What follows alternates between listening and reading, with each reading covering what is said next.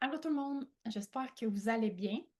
Je commence ce live-là toute seule, fait que peut-être que quelqu'un se joindra à moi éventuellement. Je vais garder un œil sur mon téléphone parce que la dernière fois, j'avais eu un petit bug avec Zoom. Donc, il y a certaines personnes qui essayaient de, de rentrer dans le Zoom puis qui n'ont pas réussi. Fait que je veux m'assurer que ça ne se reproduise pas cette fois-ci. Fait que je vais garder un petit œil là, c'est ça, sur mon téléphone, juste pour être sûr que ça ne se reproduise pas. Donc, aujourd'hui, c'est une journée attendue. On parle de nutrition. Donc, on va parler surtout de quoi manger pendant, après, avant l'activité physique. C'est des sujets qu'on se pose souvent, puis c'est des questions qui valent la peine de se poser. Fait que je pense que ça vaut la peine qu'on aborde le sujet aujourd'hui. Tu sais, souvent, dans le fond, moi, j'ai fait un bac en kinésiologie. Puis dans le bac en kin, il y a des cours de nutrition. Fait que j'ai une petite base en nutrition, mais il faut savoir que je ne suis pas nutritionniste. Donc, il y a certains sujets, parce que ça peut être vraiment, ça peut aller dans tous les sens, là, la nutrition. Il y a plein de petits détails importants. Puis c'est à un niveau de détail que vous allez voir, je ne pourrais pas aller autant que quand je parle, par exemple, de blessures, prévention de blessures, exercice, planification d'entraînement. Fait que je veux respecter mes limites aussi dans ce sujet-là. Ça veut dire que vous allez voir, je vais vous expliquer la base, euh, mais puis on verra là, s'il y a quelqu'un qui joue à moi. Si j'ai des questions, ça peut arriver que je réponde que je ne sais pas la réponse, que ça va prendre des recherches ou que ça vaudrait la peine d'avoir comme une consultation avec une nutritionniste là, à ce moment-là. Mais ça reste que je pense que ça vaut la peine que j'en parle. Je vous raconte une anecdote. Parce que, dans le fond, moi, sur les réseaux sociaux, je parle pas trop de nutrition, en fait, parce que, justement, il y a des nutritionnistes qui sont là et qui sont pas mal mieux outillés que moi pour aborder le sujet. Puis, dans mes cours de groupe, souvent, j'en parle pas beaucoup, tu sais. Euh, Puis dernièrement, on a fait une activité familiale. On est allé prendre une marche au Kekeko en famille.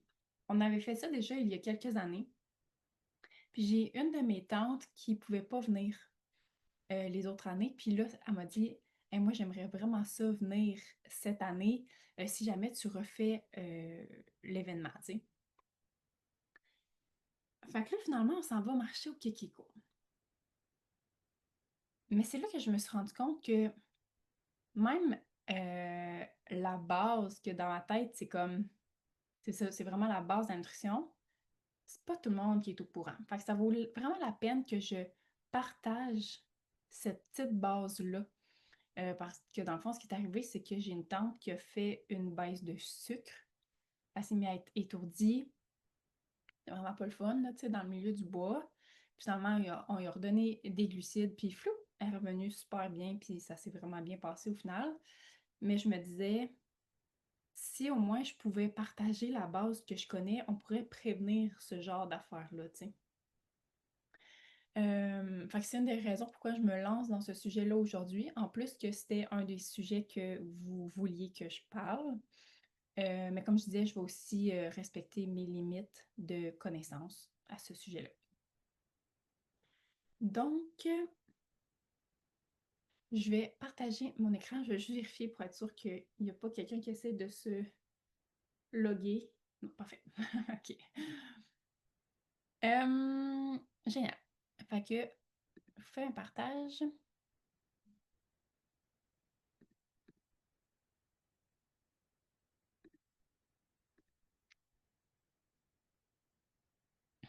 Donc, aujourd'hui, on va parler un petit peu du vocabulaire, tu sais, le vocabulaire de base de la nutrition. Parce que si je commence à vous parler de glucides, protéines, puis que vous savez pas trop c'est quoi, ça va être difficile à suivre. Fait que, on met les bases. Ensuite de ça, on va aborder quoi manger avant l'effort. Puis en sous-sujet à ça, c'est quoi éviter de manger finalement pour éviter les troubles digestifs. Puis c'est quoi les stratégies pour les entraînements matinaux. Donc, tu te lèves le matin, puis une des premières choses que tu fais, tu vas t'entraîner, tu n'as pas beaucoup de temps avant. C'est quoi que tu devrais manger. Donc ça faisait partie des choses que vous m'aviez dit aussi que vous étiez intéressé à en connaître davantage. Sinon, quoi manger pendant l'effort, quoi manger après l'effort, puis quoi manger le reste du temps. Donc, on va essayer de se rendre le plus loin possible aujourd'hui. Peut-être qu'on n'aura pas le temps de tout voir. Si c'est le cas, on continuera la prochaine fois, donc dans 3 semaines, si je ne me trompe pas. Et puis, c'est ça. Mais c'est sûr qu'on va voir au minimum quoi manger avant l'effort, là, puis ça va répondre à plusieurs de vos questions. Donc, vocabulaire. Premièrement, calories. Souvent, quand on regarde en arrière d'un aliment, il y a un petit tableau nutritionnel, puis en haut, c'est écrit le nombre de calories. Les calories, c'est quoi? Finalement, c'est l'énergie qui est contenue dans une portion d'aliment. Puis ça peut provenir des différents macronutriments. Donc, les macronutriments, c'est les glucides, les protéines et les lipides. Donc, les glucides, c'est la source d'énergie numéro 1. Donc, notre corps, notre cerveau va puiser son énergie principalement dans les glucides. Donc, vous comprenez que les glucides sont vraiment, vraiment importants quand on fait de l'activité physique. À côté, j'ai écrit 4 calories par gramme. Ça veut dire que pour 1 gramme de glucides, ça va représenter 4 calories. C'est juste à titre informatif. Dans les glucides, il y a différents types de glucides en fait. Il y a les fibres alimentaires. Puis dans les fibres, il y a 0 calories. Donc, il n'y a pas de calories dans les fibres. Le rôle des fibres, c'est de régulariser la fonction intestinale, prévenir la constipation, entre autres. Puis ça va aussi aider à prévenir certaines maladies, comme le cancer, puis ça va aider aussi pour réduire le risque de maladies cardiovasculaires. Donc ça, c'est le rôle des fibres. Où est-ce qu'on les trouve, les fibres? On va les trouver dans les grains entiers. Donc, si par exemple, vous prenez du pain avec des grains entiers, du riz avec des grains entiers, des pâtes avec des grains entiers, on va en trouver aussi dans les fruits et dans les légumes. Je vais regarder mes notes. Sinon, on en retrouve aussi dans les noix, les graines et les légumineuses. Fait que c'est toutes des sources de fibres. Ensuite de ça, on a les sucres, qu'on peut appeler aussi sucres rapides. C'est des glucides simples. Parce qu'il y a des glucides simples, il y a des glucides complexes. Les glucides simples, c'est ceux qui sont digérés facilement. C'est une source d'énergie qui est super rapide et accessible. Donc, on va parler de fruits, jus, miel, sirop d'érable par exemple. Ça, c'est des sucres. Tout ce qui est boisson gazeuse, c'est du sucre libre, c'est du sucre, des glucides rapides. Boissons sportives, exemple Gatorade. On va retrouver des sucres rapides comme ça aussi. Je check mes petites notes. Cassonade, ça fait partie de ça. Tout ce qui est confiture, bonbons, ça rentre là-dedans. Après ça, on a aussi les amidons. Les amidons, c'est des glucides plus complexes. Ils sont un petit peu plus lents à digérer pour notre corps. Et là, eux, on va les retrouver dans justement le riz, les patates, le maïs. On va en retrouver dans les pâtes, le pain, dans les légumineuses, dans le maïs, les petits pois, le gruau, donc l'avoine.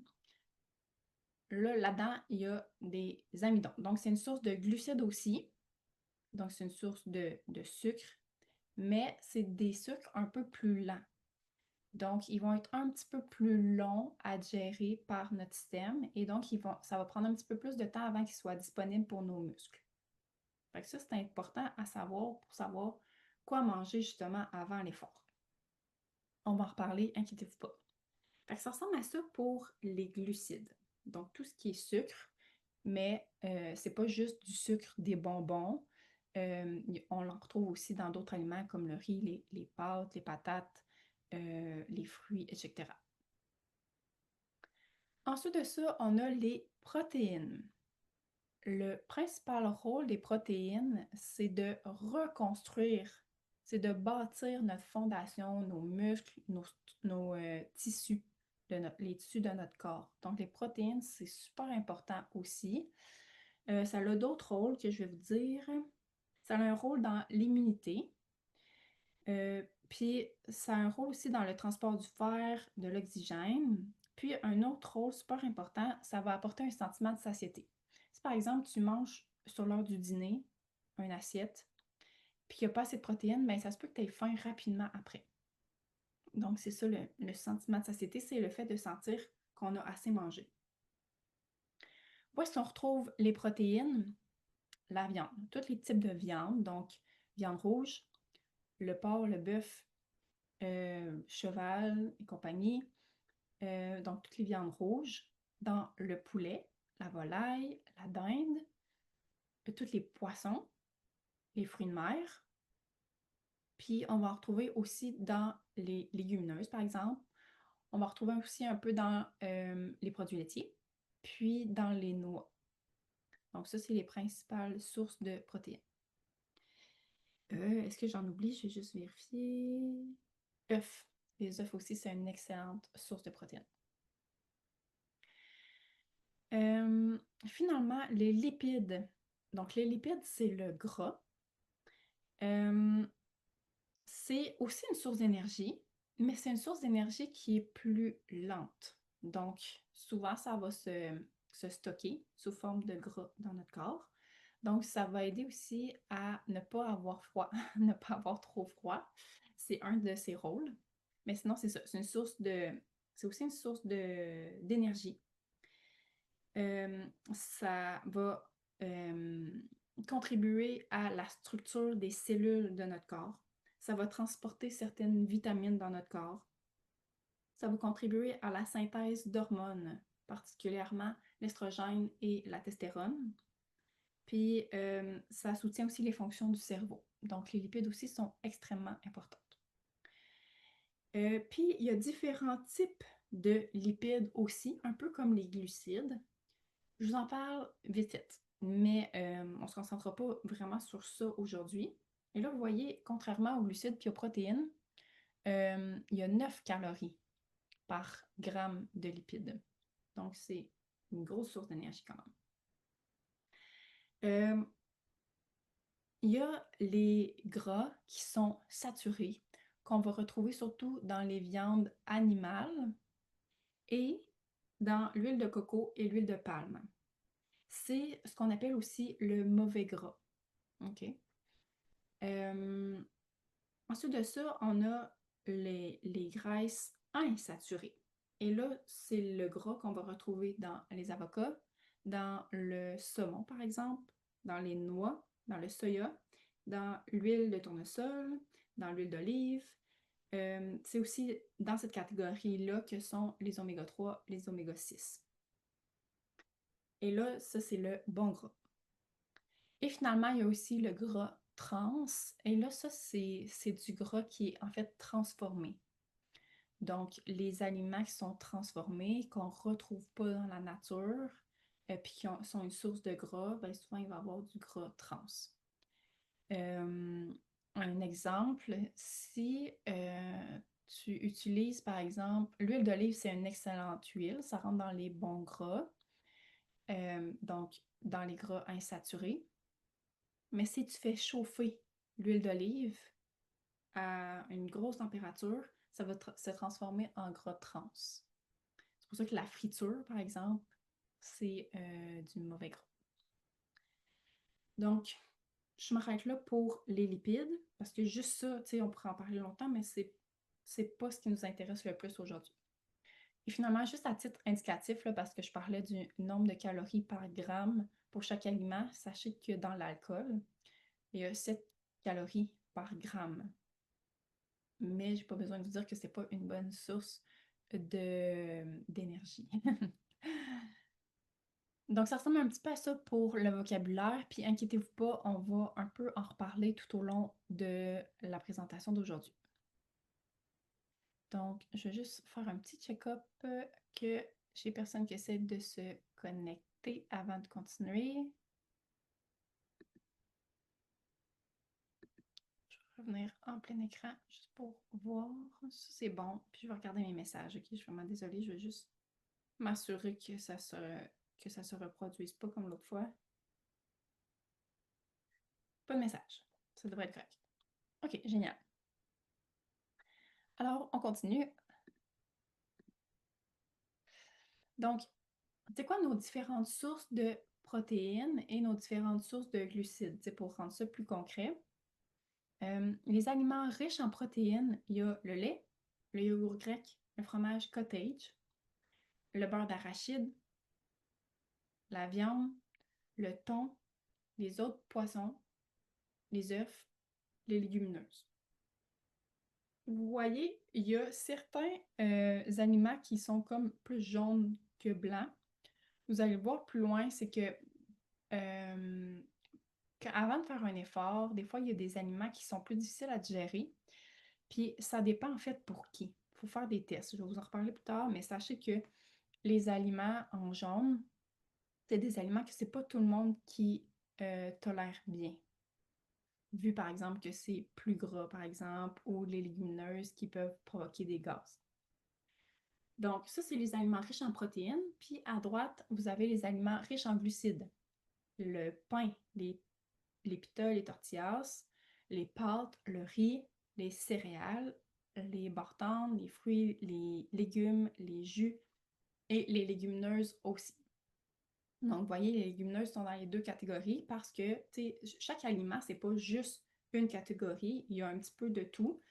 Dans le cas des légumineuses, c'est une bonne source de protéines et aussi une bonne source de glucides.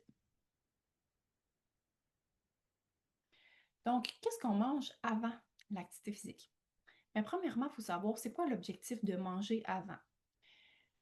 Il y a deux principales raisons. Premièrement, c'est d'avoir assez d'énergie pour bien se sentir pendant notre activité. C'est-à-dire que si je reprends l'exemple de ma tante qui n'avait pas mangé assez avant de partir en randonnée, elle a filé mal, vraiment pas le fun. Donc, juste de au moins bien sentir, avoir assez d'énergie pour faire notre activité. Puis, si on veut performer cette journée-là, par exemple, on s'est inscrit à une course puis on essaie de battre notre temps, bien là, on veut maximiser nos performances. Ça, c'est la première des choses.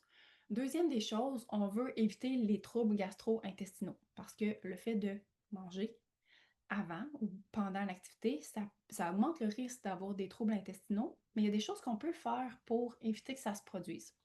Quand je parle des troubles intestinaux, je parle de maux de ventre, reflux, ça pourrait être aussi d'incontinence. C'est surtout ça en fait. Ou de devoir se rendre à la toilette vraiment rapidement parce que justement ça brosse dans le ventre puis c'est inconfortable. Fait qu'on s'entend, c'est pas le fun, ça maximise pas nos performances. Fait que ça vaut la peine qu'on en jase un peu aujourd'hui. Donc, premièrement, qu'est-ce qu'on évite de manger avant l'activité? Premièrement, on va éviter les repas riches en matières grasses.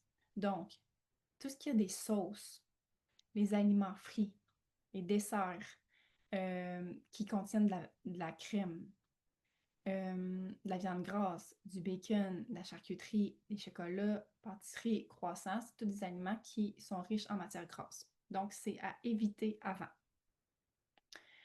Les protéines sont parfois à éviter. Ça dépend de combien de temps avant de faire ton activité.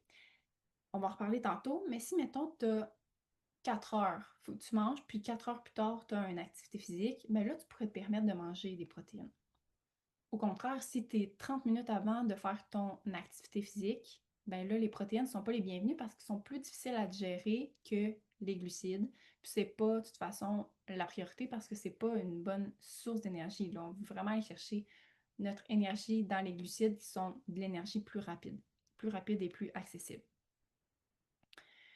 Tout ce qui est nouveau aliment, c'est à éviter, surtout avant une compétition.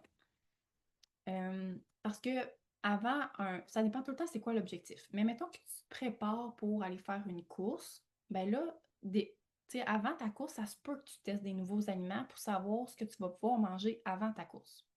Mais avant ta course, c'est pas le moment de faire un test parce que ça se peut que ça passe pas. Puis là, ben, c'est plate parce que, tu sais, les événements, t'en as pas énormément par année, puis t'aimes ça que ça se passe bien, tu sais. Fait que les nouveaux aliments à éviter, ça, c'est comme, tout le monde le sait, mais c'est comme une des erreurs qui est faite le plus souvent.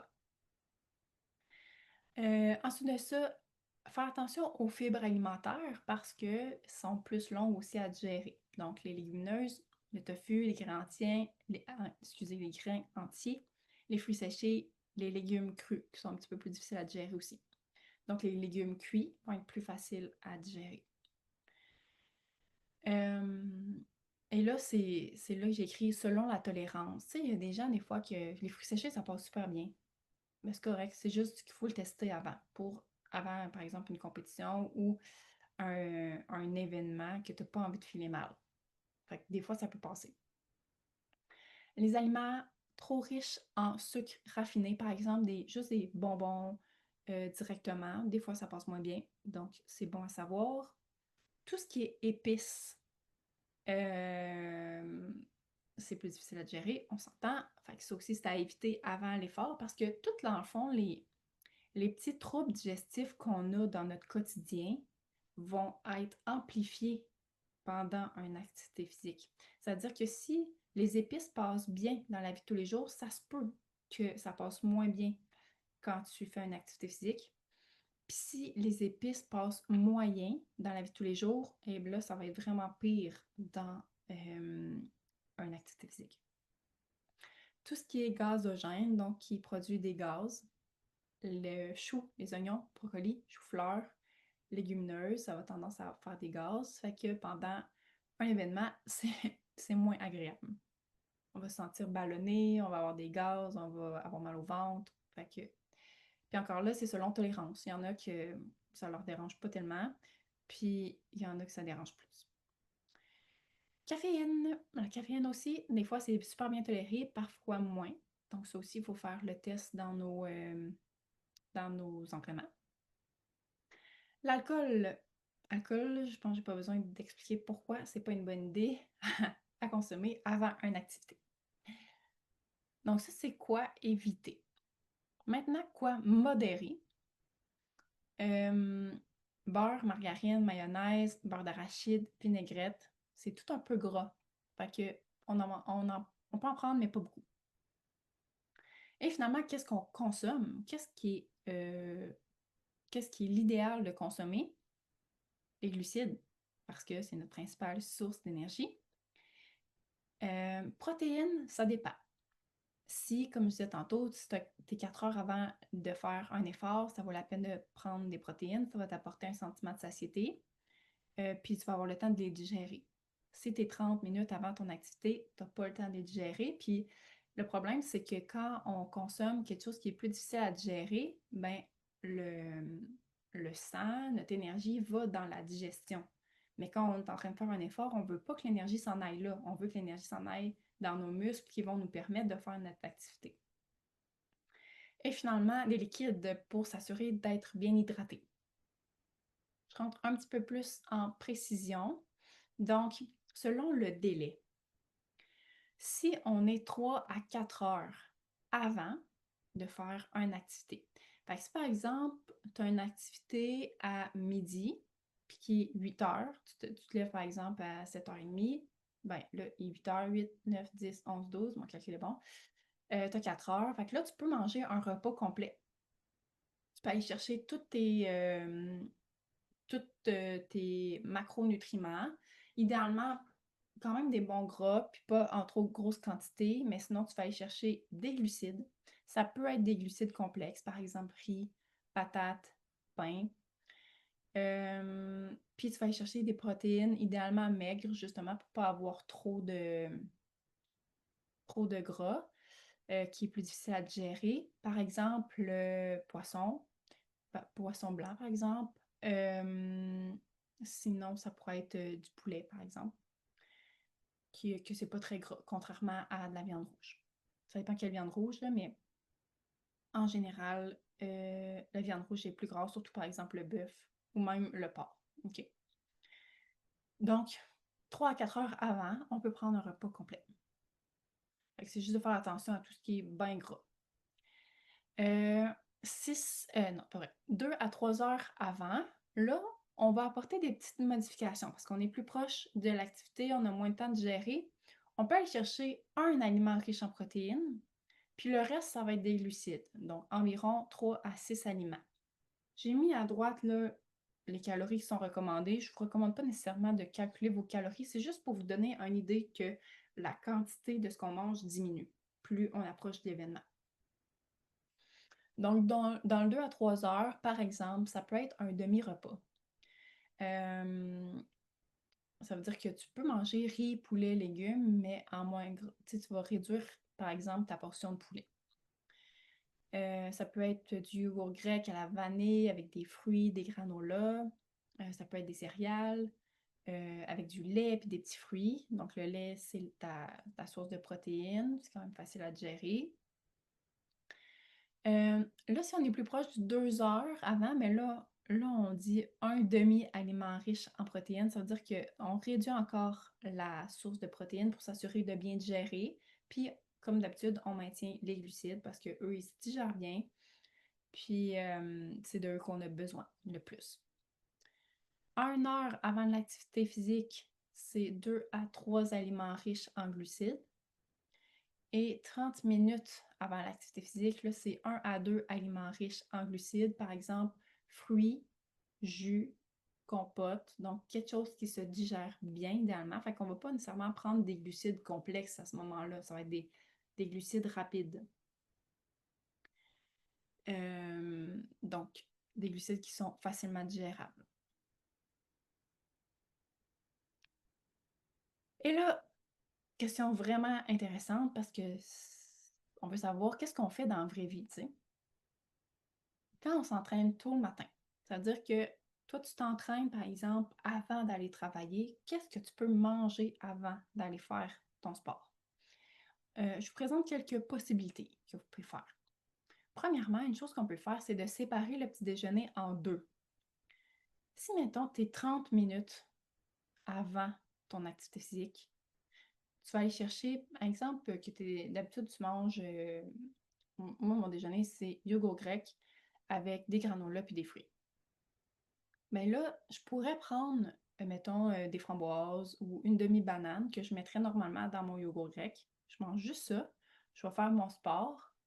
Je reviens, puis je vais terminer après ça mon petit déjeuner. Fait que je vais manger d'autres petits fruits, mon yogourt grec, mon granola avec des noix. Fait que ça peut être une solution, ça, de séparer le déjeuner en deux. Ensuite de ça, smoothie, ça peut être intéressant parce que c'est surtout des glucides rapides, puis vu que c'est comme sous forme de jus, ça se digère plus facilement. Puis là, attention, si mettons tu mets bien de la protéine dans ton smoothie, ça se peut que ça passe moins bien.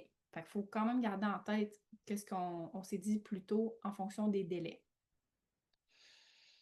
Glucides seulement. Fait que ça peut être justement, comme je disais, juste un fruit avant de partir. Un jus si jamais tu n'as pas bien faim le matin, un petit jus, ça peut être juste ça. Puis dans le pire des cas, si tu n'es pas capable de rien manger le matin, parce qu'il y en a des gens qui, juste à y penser, ça leur lève le cœur, ça peut être pertinent de prendre une collation la veille. Fait qu'avant d'aller te coucher, tu vas comme prendre ton déjeuner. Exemple, tu vas te faire un bol de céréales ou tu vas te faire une toast avec du beurre d'arachide, par exemple. C'est pas la, c'est pas la meilleure astuce, mais c'est mieux que de rien manger du tout avant d'aller faire une activité physique. Mais sinon, si tu es capable d'intégrer un peu de glucides avant d'aller faire ton sport, c'est ça le best. Good. Bon, ça va bien. On va être déjà rendu à quoi manger pendant l'effort. Toujours pas de message. Génial. Donc, on a le temps. Donc, quoi manger pendant l'effort? Donc, encore là, ça va dépendre du temps de ton effort. Si jamais ton activité physique va durer 1 heure ou moins, tu as juste besoin d'eau. Tu n'as pas besoin de rien d'autre. Tu n'as pas besoin d'amener de glucides, tu n'as pas besoin d'amener d'électrolytes, juste de l'eau, ça devrait faire l'affaire. Quand que l'activité physique commence à être plus longue, ça veut dire que ça va te prendre plus qu'une heure faire ton activité physique, là, ça vaut la peine d'intégrer des glucides, idéalement des glucides simples, parce qu'on veut que ça se digère facilement. Donc, environ, Annie vient de se joindre à nous, donc environ 30 grammes de glucides par heure. Puis ensuite de ça, plus le temps de l'activité physique augmente, nos besoins peuvent changer un petit peu. Par exemple, on peut vouloir prendre encore plus de glucides pendant l'effort. Et là, ça peut être pertinent d'intégrer des glucides complexes, donc qui se digèrent plus lentement pour nous soutenir à court terme avec les glucides simples et à long terme avec les glucides complexes.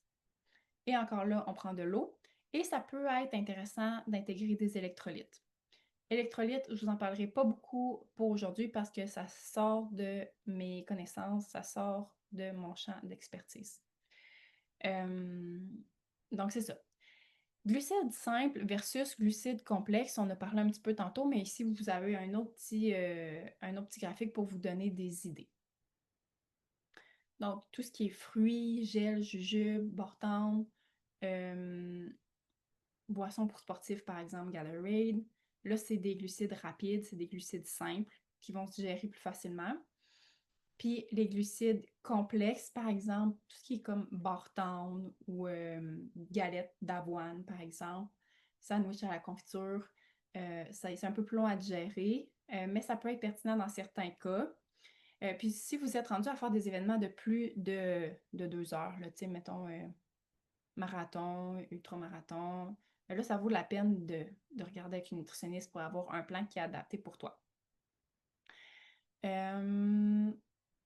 Fait que c'est pas mal ça. L'autre chose qui est importante à savoir, c'est que c'est pas évident pour le corps, pour le système digestif de consommer de digérer en fait des glucides ou même des fois de l'eau en même temps que faire une activité physique intense. Et ça vaut la peine de l'entraîner, ça aussi. Fait que si tu te prépares pour faire un événement qui est quand même long puis que tu vas devoir manger pendant, ça vaut la peine vraiment de le pratiquer. Encore là, j'y vais avec une anecdote personnelle. J'ai fait mon premier triathlon sprint l'été passé.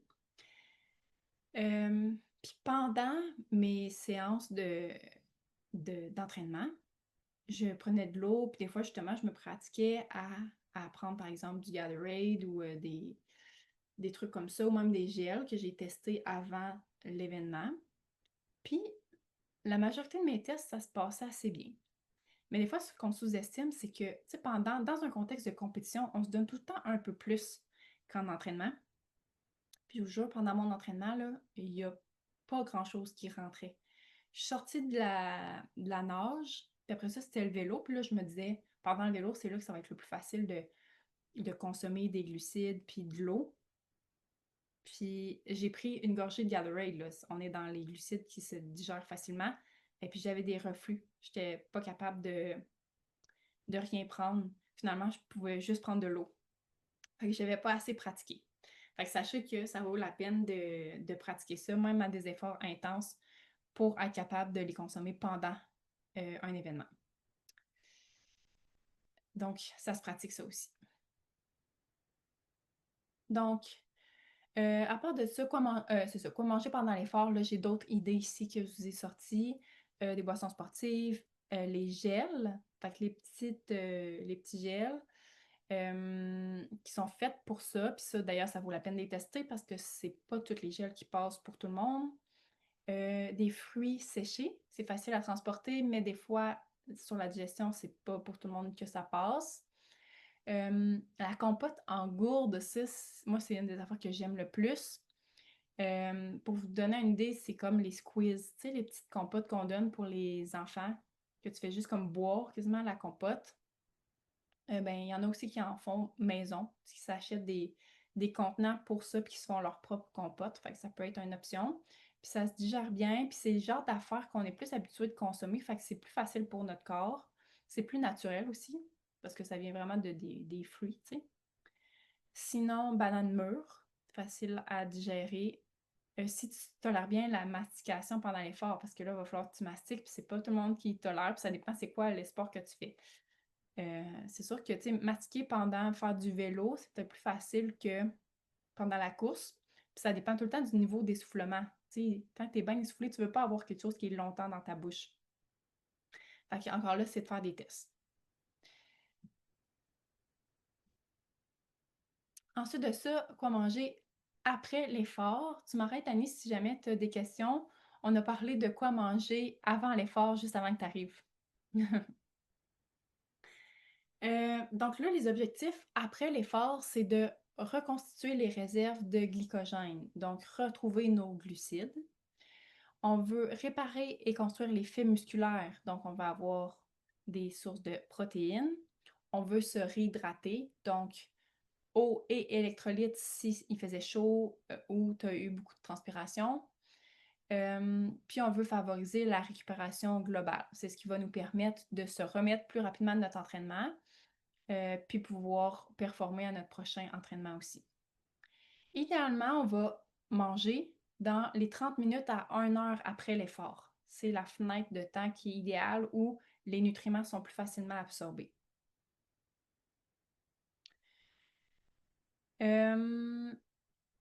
Donc, les besoins principaux, puis là, j'ai fait comme 2 slides différentes.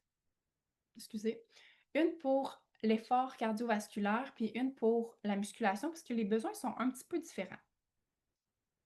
Quand on vient de faire un effort cardiovasculaire, par exemple course, vélo, tout ce qui est cardio, on va avoir besoin plus de glucides, puis un peu de protéines. Puis après une séance de musculation, ça va être l'inverse. On va avoir besoin de plus de protéines, puis un peu moins de glucides. Donc, glucides, là, je vous mets des chiffres. Vous pouvez prendre des photos, faire des screenshots si vous voulez. Calculer, c'est juste à titre informatif. Donc, on recommande 1 à 1,2 g de glucides par kilogramme de poids corporel dans les 30 à 60 minutes après l'effort. Surtout si c'est une séance qui est prévue en bas de 24 heures. Fait que quand on a des séances d'entraînement qui sont rapprochées, là, ça vaut vraiment la peine de bien s'alimenter. Protéines, environ 20 grammes. Donc, dans l'heure qui suit l'entraînement. Donc, le ratio idéal, c'est environ 3 pour 1, 3 grammes de glucides pour 1 gramme de protéines. Puis en bas, vous avez quelques exemples de ce que vous pouvez consommer. Qu'est-ce que je voulais dire par rapport à ça? Ouais, moi souvent, puis là, ça dépend vraiment de votre horaire, mais moi, une des stratégies que j'adopte, c'est que je vais placer souvent mon entraînement juste avant, soit le souper, juste avant le dîner. Fait que ça fait en sorte que j'ai pas besoin de prendre une collation après l'effort, c'est mon repas. Puis fait que je prends un repas complet, fait que je suis assurée d'avoir assez de glucides puis assez de protéines pour répondre à mes besoins. Fait que ça, si votre horaire le permet, ça peut être intéressant. Puis l'autre avantage, c'est que souvent, ça fait un moment qu'on a mangé. Fait que j'ai pris un repas complet, mettons, il y a 3 à 4 heures avant. J'ai assez digéré, fait qu'au niveau digestif, ça va bien. Je fais mon entraînement puis je remange après. Fait que tous mes besoins sont comblés autant avant qu'après. Fait que ça, c'est mon petite astuce personnelle. Ensuite de ça, après une séance de musculation, là, les besoins principaux, c'est comme je disais, un peu plus de protéines puis un peu de glucides. Les recommandations, là, si on y va en grammes, 20 à 40 grammes de protéines, puis 0,3 à 0,5 grammes de glucides par kilogramme de poids. Fait que quand je dis par kilogramme de poids, c'est ton poids à toi. Ton poids à toi en kilogrammes, tu fais le calcul, puis ça te donne un petit peu une idée de tes besoins. Fait que là, le ratio est différent. C'est plus du 2 pour 1 ou du 1 pour 1, glucides versus protéines. Puis en dessous, vous avez quelques exemples de repas ou de collations que vous pouvez prendre après une séance de musculation. Fait que ça ressemble un peu à ça pour le avant, pendant et après. Je trouvais pertinent d'aborder aussi quoi manger le reste du temps. juste d'avoir les petites connaissances de base sur c'est quoi l'assiette idéale, tu sais. Puis justement, euh, un modèle que j'aime bien suivre parce que ça rend ça super simple, c'est l'assiette santé, que vous avez peut-être déjà vu. Elle est utilisée dans le guide alimentaire canadien. Donc, si tu regardes ton assiette, on peut la séparer en trois. Idéalement, la moitié de ton assiette, ça devrait être constitué de fruits et légumes, majoritairement légumes et il peut avoir quelques fruits. Donc, ça devrait représenter la moitié de ton assiette. Le quart, un autre quart, ça va être toutes tes sources de protéines. Fait comme on a parlé tantôt, œufs, la viande, les légumineuses, ça rentre là-dedans, le poisson, le tofu. Je n'ai pas parlé tantôt, mais le tofu aussi, ça fait partie des sources de protéines. Fait que ça devrait représenter le quart de ton assiette. Puis l'autre quart de ton assiette, là, ça va être tous les féculents, les glucides complexes. Par exemple, riz, pain, pâtes, patates, quinoa, ça va rentrer là-dedans, couscous, ça va rentrer là-dedans, patates douces, etc. Et idéalement, au travers de ça, on veut s'assurer d'avoir une petite source de bons gras, par exemple, l'huile d'olive qui n'a pas été chauffée, des noix, graines, avocats, poisson gras. Fait que ça, c'est ce que tout le monde devrait manger à chaque jour, puis idéalement à chaque repas. Souvent, le repas où c'est le plus difficile, c'est le déjeuner, parce que souvent, on manque de protéines dans notre déjeuner. Puis les protéines, idéalement, ils vont être réparties tout au long de la journée. Fait que c'est vraiment intéressant d'avoir des sources de protéines dans notre déjeuner. C'est ce qui fait en sorte qu'on n'aura pas de crash d'énergie au cours de l'avant-midi. Même chose, si sur l'heure du dîner, tu manques de protéines, ça se peut que tu aies un crash d'énergie en après-midi. C'est une des causes possibles. Intéressant de regarder si tu consommes assez de protéines. Ça, c'est ce qu'on devrait manger la majorité du temps. Ici, pour simplifier un petit peu le tout, je t'explique les ajustements que tu peux faire selon l'activité physique que tu vas faire dans ta journée.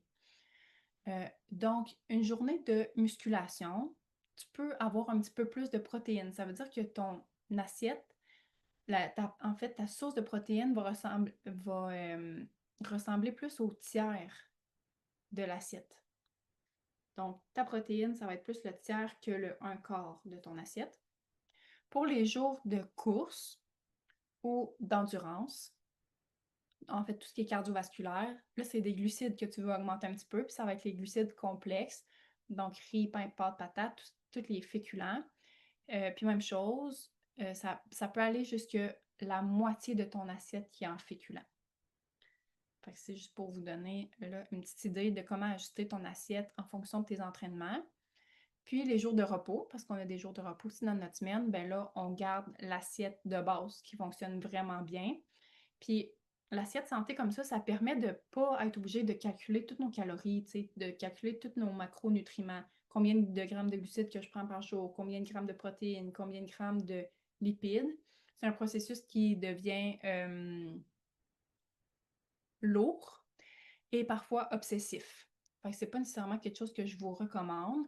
Parfois, ça peut être intéressant de le faire comme 2, 3 jours, juste pour dire, bon, est-ce que ça a de l'allure ce que je consomme en fonction de mes besoins? Mais sachez que souvent, quand tu respectes l'assiette santé, t'es pas mal dedans. Autre recommandation par rapport à l'alimentation, plus de façon générale, manger consciemment. Donc, éviter les distracteurs. Et ça, c'est difficile de nos jours avec les réseaux sociaux.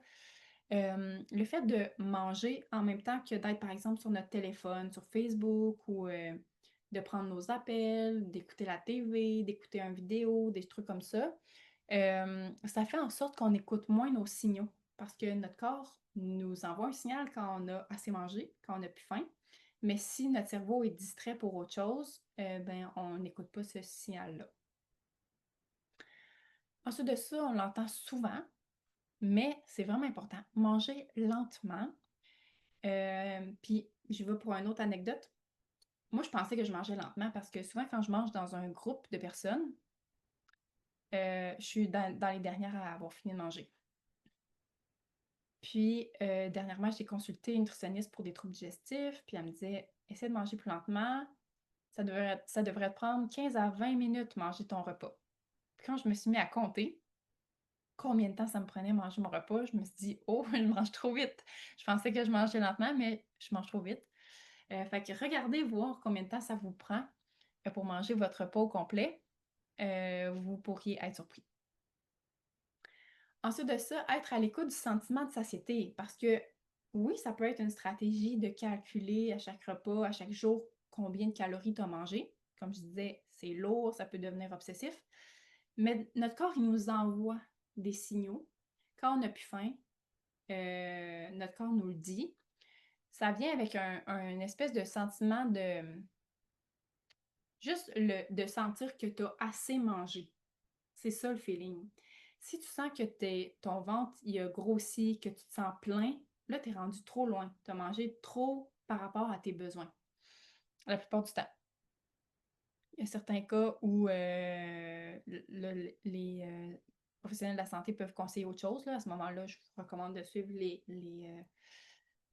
ces conseils-là des professionnels de la santé qui vous suivent. Mais généralement, le sentiment de satiété, c'est vraiment un bon indice. Ensuite de ça, cuisiner le plus souvent possible pour s'assurer d'avoir des aliments de qualité. Donc, éviter les aliments transformés. Petit truc, quand tu consommes un aliment, il y a toujours la liste d'ingrédients. Puis, idéalement, il ne devrait pas avoir trop d'ingrédients dans ton... tu sais, idéalement, il y a 5 ingrédients au moins. Puis, quand tu lis les ingrédients, tu devrais savoir c'est quoi. Quand c'est un mot bien compliqué, que tu n'as aucune idée c'est quoi, il y a des grosses chances que ce ne soit pas un aliment naturel. Puis sinon, mon meilleur conseil de la journée, c'est de consulter une nutritionniste pour avoir une stratégie qui est adaptée et une évaluation complète. Puis en dessous, je vous ai écrit 2 noms de nutritionnistes sportives qui sont très présentes sur les réseaux sociaux. Puis en plus, c'est 2 nutritionnistes qui sont de l'Abitibi. Audrey Bélanger-Leclerc et Gabrielle Trépanier, les 2 sont excellentes. Audrey, maintenant, elle a une équipe même avec elle.